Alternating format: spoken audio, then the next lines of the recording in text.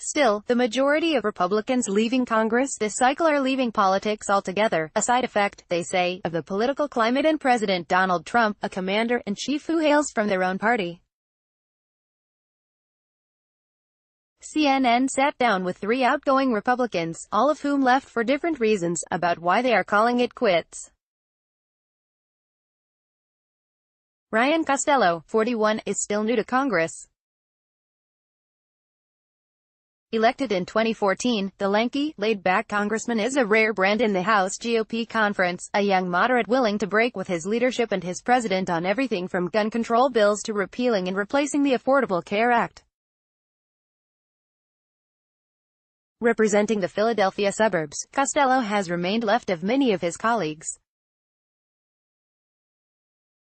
However, in the Trump era, the congressman is reluctantly moving on, fed up with the polarization of not only Washington but also the country at large. "I feel, increasingly, that if you're a member of Congress, they assume that you're not good," he told CNN in a recent interview. "They assume that you're not telling the truth. No matter what you do, someone's out there locked and loaded to say something disparaging, false, mean, in an attempt to have other people not like you." But Costello, unlike some of his older colleagues, who've decided to hang it up after decades-long careers or after being term-limited out of powerful committee chairmanships, said the Pennsylvania State Supreme Court's redrawing of his district so that it became more Democratic-leaning also was a major factor. "I'm 41.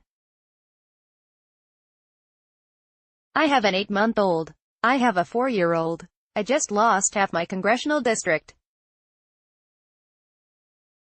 The state Supreme Court decided that they were going to try and take me out," Costello said.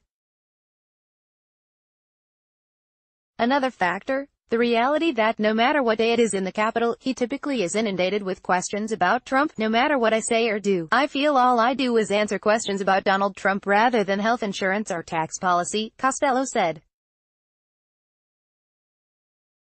"I think it's a very challenging political environment, and when you add on top of that just the demands from a work-family balance, I just felt it was best for me to take stock in my life and have 8 months to decide what I'm going to do next.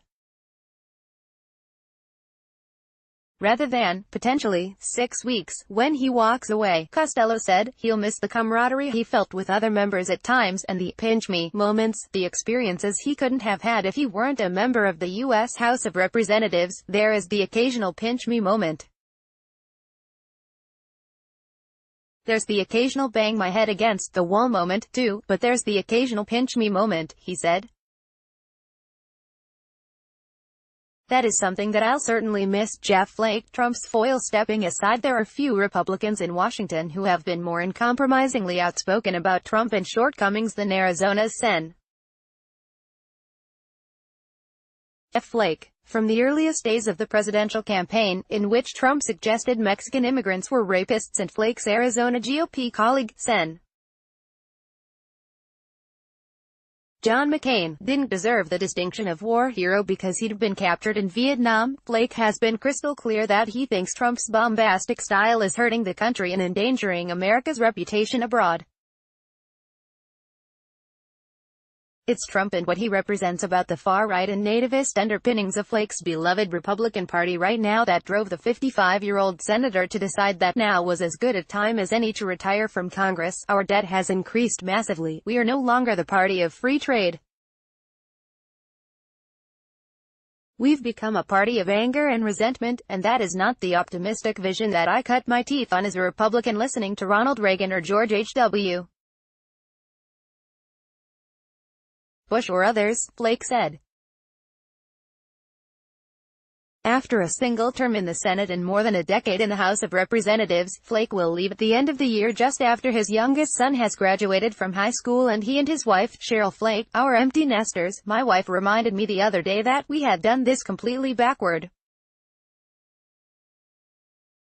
I thought if I ever run for office, when I was younger, much younger, that it would be after the kids were grown," Flake said. "Instead, we raised our kids during this period and now they're leaving the nest and I'm retiring." Flake said the first thing he plans to do is take a big trip, maybe a couple, similar to the exit strategy of former President Barack Obama. "I will go to an island or two.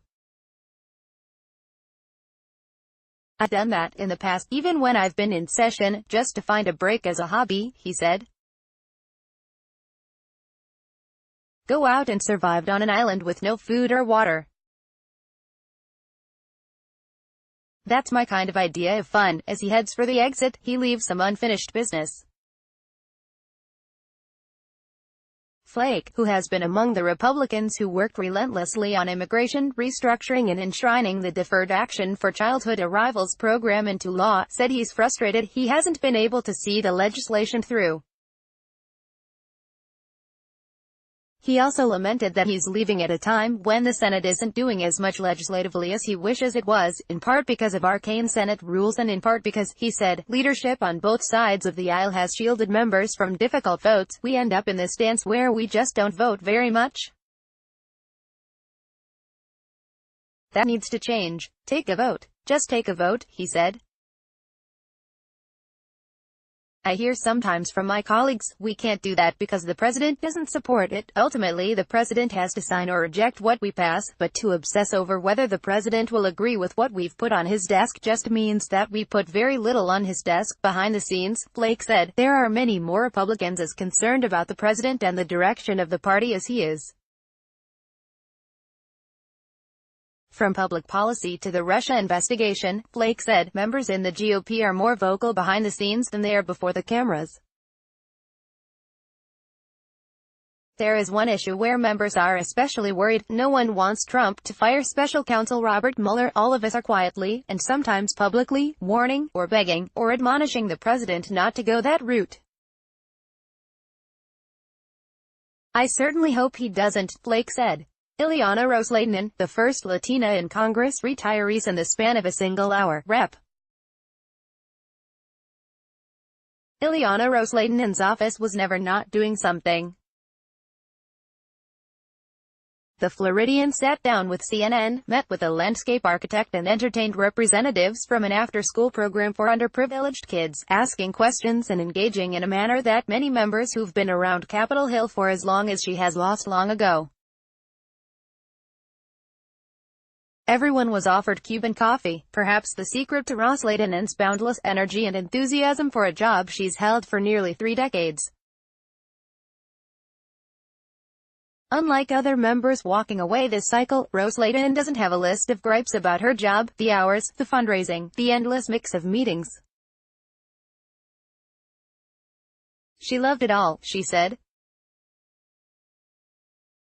Instead, as the first Latina ever elected to Congress, a fact she herself didn't know until after she'd won her seat, Ros-Lehtinen offers a glimpse into just how much Congress has changed for women and minorities in a body where they are steadily gaining ground. When I first got to Washington, there were not even 30 women.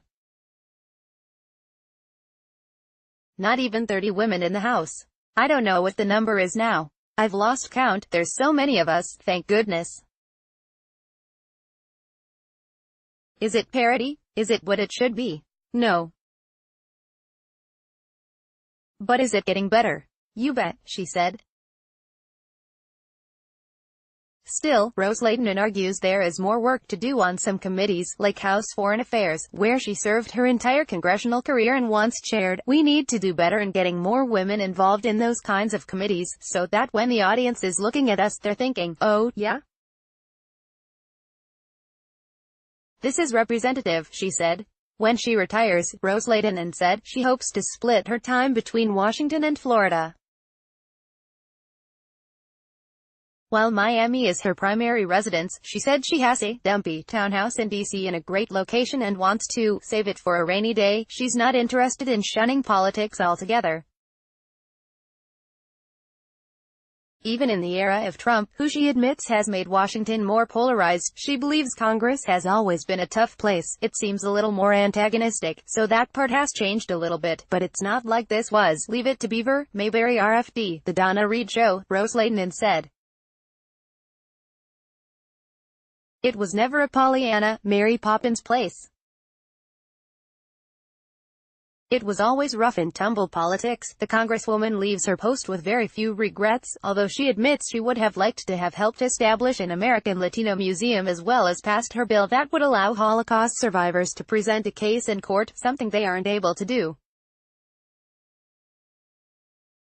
She also once aspired to have a perfect voting record, but that was shattered on her first day in Congress in 1989, when she got an unexpected invitation to meet with the father of her congressional campaign manager, George H.W. Bush and Jeb Bush respectively. George Herbert Walker Bush was the president and he had campaigned for me in Miami, so the first day, I get sworn in and his office calls me up, the White House, and says, "The president would like to see you," she recalled. I said, "Well, we have votes." So the very first day, I missed like 7 votes, so much for my perfect voting record, which is something I wanted to do.